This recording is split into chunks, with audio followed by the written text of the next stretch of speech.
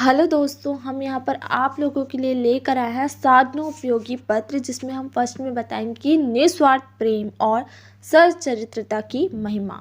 प्रिय महोदय, सप्रेम हरिस्मरण पत्र तो मैं नहीं दे पाता, परंतु आपकी और आपके घर भर की मधुर स्मृति कई बार होती है।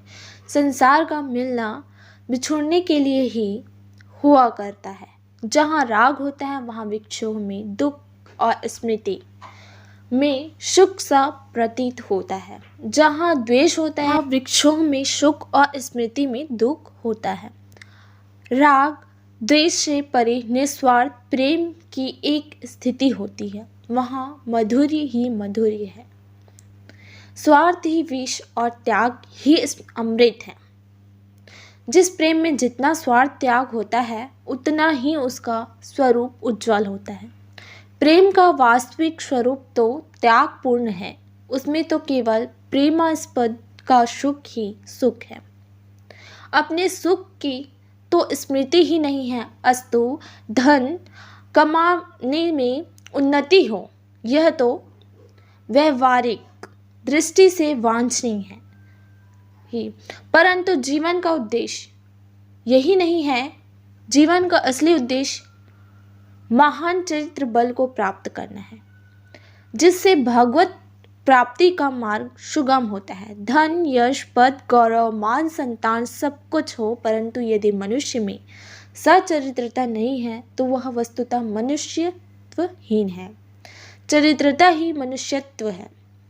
धन कमाने की इच्छा ऐसी प्रबल और मोहमयी ना होनी चाहिए जिससे न्याय और सत्य का पथ छोड़ना पड़े, दूसरों का न्याय स्वत्व छीना जाए और गरीबों की रोटी पर हाथ जाए।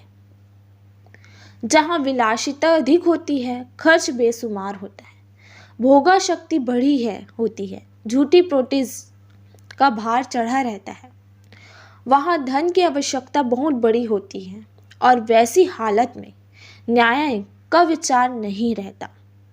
गीता में आसुरी संपत्ति के वर्णन में भगवान ने कहा है, कामोपभोग परायण पुरुष अन्याय से अर्थोपार्जन करता है।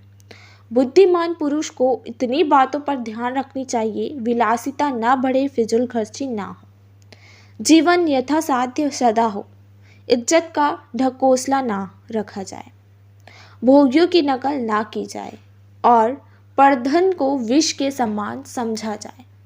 इन बातों को ध्यान में रखकर सत्य की रक्षा करते हुए ही धनोपार्जन की चेष्टा करनी चाहिए, और यदि धन प्राप्त हो तो उसे भगवान की चीज मानकर अपने निर्वाह मात्र का उसमें अधिकार समझकर शेष धन से भगवान की सेवा करनी चाहिए।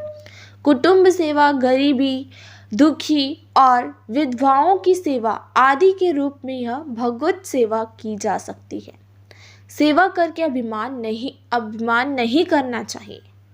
भगवान की वस्तु से भागवत सेवा हो, हमें तो केवल निमित्त मात्र है, उन्हीं के आज्ञा अनुसार लगती है। इसमें हमारे लिए अहंकार की कौन सी बात है।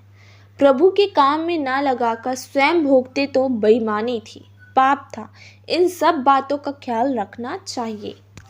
हो सके तो नित्य कुछ सद्ग्रंथों का स्वाध्याय और भागवत भजन भी अवश्य करना चाहिए। इसकी आवश्यकता पीछे अवश्य मालूम होगी और उस समय पहले का अभ्यास न होने से बड़ी कठिनाई होगी। धन्यवाद।